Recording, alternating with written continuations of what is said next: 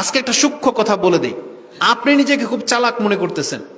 আপনি কেন ভুলে গেলেন আপনি যেভাবে মুরগি মাছ পালন করেন দুর্নীতি করে, তার মানে আপনার কাছে যেই কাপড়টা বিক্রি করেছে ও যে সাধু, এটা আপনি কিভাবে বুঝলেন?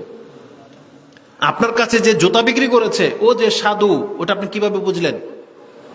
একটা সেক্টরে যদি দুর্নীতি দেখা দেয়, এটা পুরো চেইন সব জায়গায় ঘুরবে। যখন একটা মুচিওয়ালাও দেখবে আরে পোশাক ওলায় তো এত টাকা কামাচ্ছে, তাহলে আমি বসে কেন থাকবো, আমাকে যদি এত টাকা দাম পোশাক কিনতে হয় তাহলে আমার জুতার দাম বেড়ে যাবে। এখন আপনি যদি জুতা কিনতে গিয়ে এত টাকা লাগে, আপনি বলতেছেন তাহলে আমার এই যে ফার্মের মুরগি তাহলে আমি কম দামে বেচলে খাবো কি, বাড়াই দিবেন। আপনি যখন মুরগি বেশি দামে বিক্রি করবেন, ফিটওয়ালা বলবে ওরা এত টাকা লাভ করবে তা আমি বাড়াবো না কেন, সেও বাড়াবে। মানে প্রত্যেকটা চেইনের মধ্যে বেড়ে যাবে। একটা জায়গায় যদি ফল্ট দেখা দেয়, একজন মিথ্যা বললে এই মিথ্যাটা একবার রাষ্ট্রপ্রধান পর্যন্ত চলে যায়। আর আমাদের এত দুর্ভাগা জাতি আমরা যে আমাদের নেতারাই মিথ্যা বলে, তাহলে ছোটদেরকে আর ধমক দিয়ে কি লাভ হবে? নেতা রাষ্ট্রপ্রধান মিথ্যা বলে, বুঝেন না? অথচ এটা কত বড় পাপ। রাসূলুল্লাহ সাল্লাল্লাহু আলাইহি ওয়াসাল্লাম বলেছেন, 3 ব্যক্তির দিকে আল্লাহ তাকাবে না, তার মধ্যে একটা হচ্ছে মালিকুন কাজ্জাব, যে রাষ্ট্রের মালিক হওয়ার পরেও প্রজাদের সাথে মিথ্যা বলবে। এই ব্যক্তিদের সাথে আল্লাহ সুবহানাহু ওয়া তাআলা কিয়ামতের দিন তাকাবে না। আল্লাহ ঘৃণা করে এই ধরনের ব্যক্তিকে। একটা বাগানের মালিক, ধরেন আপনার অনেক সম্পদ, আপনার কাছ থেকে একটা ফল চাওয়া হয়েছে, আপনি ওরা দিবেন না বা মিথ্যা বলবেন, এটা আল্লাহ ঘৃণা করে। আর তুই তো মালিক, একটা রাষ্ট্রের মালিক, ওকে কে বিচার করবে? ওর মিথ্যা বলার দরকার কি? কিন্তু আমাদের নেতাগুলো মিথ্যা বলে, এটা মস্ত বড় পাপ। তো মিথ্যা সমাজকে ধ্বংস করে দেয়, ধোঁকা সমাজকে ধ্বংস করে দেয়। রাসূল বলেছেন, মান গাশশা ফালাইসা মিন্না, যারা ধোঁকা দেয় তারা আমাদের অন্তর্ভুক্ত না। আর এই হাদিস ইমাম মুসলিম ইমানের অধ্যায়ে এনেছেন, বুঝছেন? ইমানের অধ্যায় 42 নম্বর 43 নম্বর পর্বে আপনি পেয়ে যাবেন ইমানের অধ্যায়, যে রাসূলুল্লাহ সাল্লাল্লাহু আলাইহি ওয়াসাল্লাম বলেছেন যারা ধোঁকা দেয় তাদের আমার অন্তর্ভুক্ত না।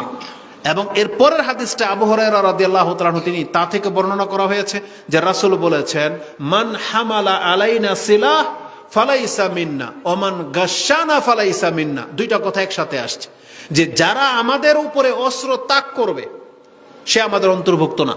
মানে কোনো মুসলিমের গায়ে একটা টিগার ধরবে, একটা অস্ত্র ধরবে, বা একটা অস্ত্র ভাস নিয়ে তাড়াবে, বা ওই যে জুত্তা বললাম টেডা যেগুলো নিয়ে আপনারা যে মারামারি করার জন্য উৎপে থাকেন তোকে দিব, এইরকম করা রাসূল বলেছেন সে আমার উম্মতের অন্তর্ভুক্ত না। মানে আপনি মুসলিমকে মারবেন তো দূরের কথা, তার দিকে আপনি শুধু একটা অস্ত্রকে তাক করবেন যে তোকে বাড়ি দিব, এটা কোনো মুসলমানের অধিকার নাই, এটা কোনো মুসলমানের চরিত্রে যায় না। রাসূল বলেছেন, মান হামালা আলাইনা সিলা, যারা আমাদের বিরুদ্ধে অস্ত্র ধরে তারা কোনোদিন আমাদের অন্তর্ভুক্ত হইতে পারবে না। আর আজকে আপনাদের সমাজে সাধারণত আধা হাত জায়গার জন্য ভাতিজা চাচাকে বাড়ি দিয়ে ফেলে, চাচা ভাতিজাকে মারে, সন্তান মাকে মারতেছে, মা সন্তানকে মেরে দিচ্ছে, স্বামী স্ত্রী স্বামীকে, যে যাকে পারতেছে, শ্বশুর ছেলের বউকে পিটায়, এমন বহু দৃশ্য দেখা দিয়েছে। এই গণতান্ত্রিক সিস্টেমে রাজ্য, আপনার রাষ্ট্র কায়েম করবেন, ক্ষমতায় চেয়ারে আসার জন্য কত লাশ যে চিপাচাপায় পড়ে যায় দ্বন্দ্বের কারণে। জায়গা দখল করার, বালুর ব্যবসা, তেলের ব্যবসা, অমুক তমুককে কেন্দ্র করে, টেন্ডারবাজিকে কেন্দ্র করে মুসলিমকে হত্যা করে দিচ্ছে। অথচ রাসূল শিক্ষা দিচ্ছেন যে একজন মুসলিম আরেকজন মুসলিমের মারবে দূরের কথা, তার দিকে অস্ত্র তাক করাই জায়েজ নেই। হাদিস মুসলিমে, ইমানের অধ্যায় তাও। কিন্তু কে শুনে কার কথা? মুসলিমদের চরিত্র কিসের আল্লাহ এবং তার রাসূলের কথা। ওই এক বাউল ফাউল কি বলছে, আপনার গা জ্বলে। ওকে তো আসলে আমাদের গায়ে রক্ত থাকলে ওর কল্লাটা তো তখনই ফেলে দেওয়া উচিত ছিল, যেটা আমাদের মুসলিমের গায়ে তো রক্ত নাই। দ্বিতীয়ত আমরাও কিন্তু বাউল ফাউলের চেয়ে কম না। ও ডাইরেক্ট ব্যঙ্গ করে আল্লাহকে বলেছে, আর আপনি ভদ্রতার সাথে আল্লাহকে উপেক্ষা করেছেন। পার্থক্যটা কি? এই জন্য আমরা ওদেরকে কোনো শাস্তি দিতে পারতেছি না, কারণ আমরা ওই চরিত্রেরই। আল্লাহর বিধানটাকে পৃথিবীর মুসলিমরা বুড়ো আঙ্গুল দেখিয়েছে, মহিলারা যেমন বুড়ো আঙ্গুল দেখিয়েছে আল্লাহকে, যে আপনার বিধান মানি না। কারণ পর্দা করতে হবে, এটা কি কোনো হুজুরের বিধান? কার বিধান? এটা স্বয়ং আল্লাহর বিধান নাকি রাসূলের বিধান? আরে রাসূল বিধান দিলেও তো ফরজ হয়ে যেত, কিন্তু আল্লাহ তো সরাসরি আয়াত নাজিল করে দিয়ে পর্দাকে ফরজ করেছেন। কিন্তু কোন মুসলিম মহিলার গায়ে কি এটা লাগে, তার কলিজায় কি এটা জায়গা নিয়েছে যে আমি যে পর্দাকে উপেক্ষা করে চলি, বিধানটা তো আমার রবের ছিল, এটা তো আমাদের সমাজের হুজুরের বিধান ছিল না, এটা তো আল্লাহর বিধান ছিল। মহিলাদের যতগুলো মাসলা মাসাইল আছে সংক্রান্ত, তারা এগুলোকে উপেক্ষা করে চলে। বিয়ে শাদীর ক্ষেত্রে আজকে আমরা পুরুষরা মানে খেলতামশা করে ফেলতেছি। আমাদের কাছে প্রশ্ন আসে, এমন এমন প্রশ্ন, একজন ব্যক্তি রাগ করে বা ঘরের মধ্যে যা হয় এই পর্যন্ত কয়েকশো তালাক হয়ে গেছে, তারপর তারা সংসার করে যাচ্ছে। আর ধর্মটাকে তামসা বানিয়ে ফেলছে, বুঝেন? পুরুষদের চরিত্র, মহিলাদের চরিত্র।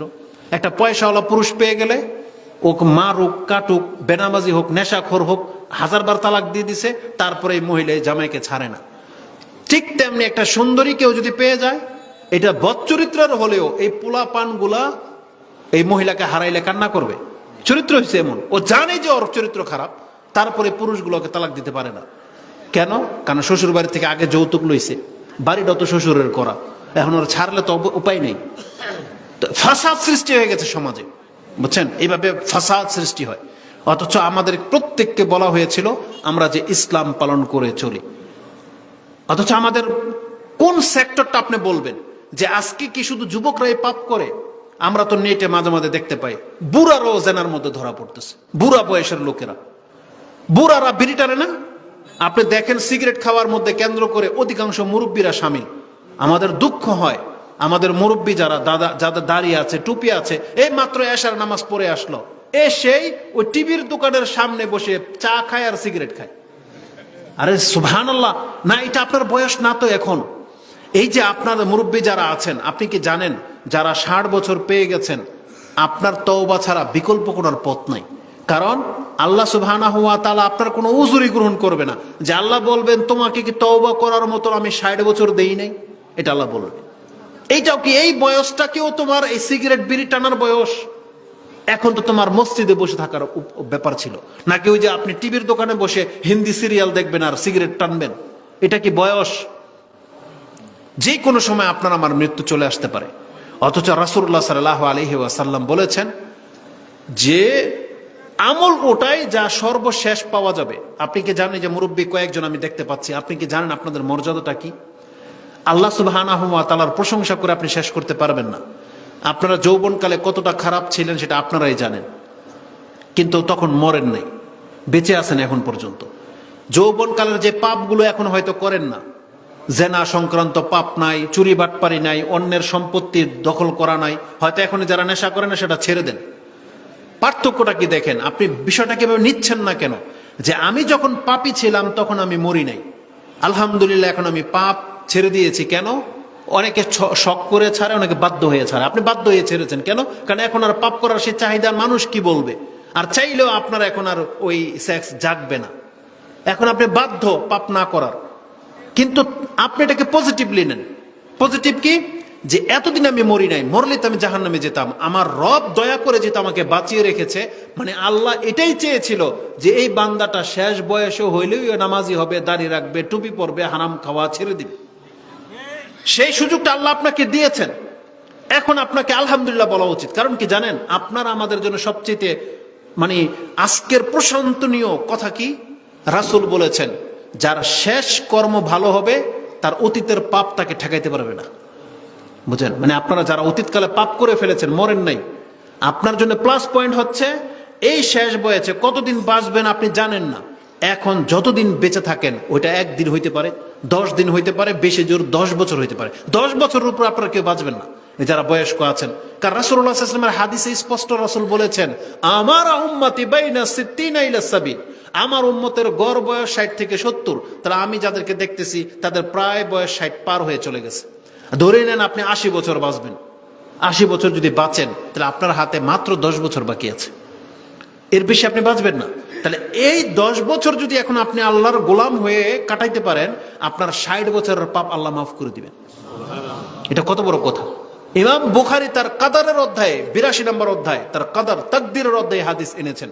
ইমাম বুখারী রাহিমাহুল্লাহ তিনি বলেন যে রাসূলুল্লাহ সাল্লাল্লাহু আলাইহি ওয়াসাল্লাম বলেছেন, ইন্নাল আবদা লা ইয়ামালু আমালা আহলিন নার ওয়া ইন্নাহু মিন আহলিল জান্নাহ ওয়া ইয়ামালু আমালা আহলিল জান্নাহ ওয়া ইন্নাহু মিন আহলিন নার। কিভাবে নির্ণয় হবে? ওয়া ইন্নামাল আমালু বিল খাওয়াতিম। রাসূল বলেছেন তোমরা অনেক মানুষকে দেখো যৌবন থেকে পাপ করতে করতে করতে করতে বড় হয়ে গেছে, অনেকে টাকা মেরে খেয়েছে, অনেকের সাথে জুলুম করেছে, কিন্তু লোকটা মরে নাই।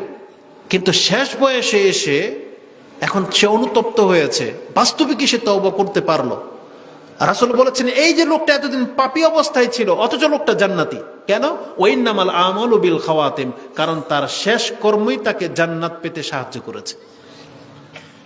অতএব শেষ কর্ম কখন আপনার কাছে চলে আসবে আপনি জানেন না। এই জন্য এখন চেষ্টা করেন যাতে সেজদার মধ্যে মৃত্যুটা আসে, মসজিদে বসা থাকা অবস্থায় যেন মৃত্যুটা আসে, আপনি তাসবিহ পড়তেছেন তখন যেন মৃত্যুটা আসে, একটু কোরআন শুনতেছেন, পড়তে পারলে ভালো, না হলে কোরআন শুনেন, ওই সময় যদি মৃত্যু আসে তাহলে আপনি একটা ভালো ফর্মে আছেন।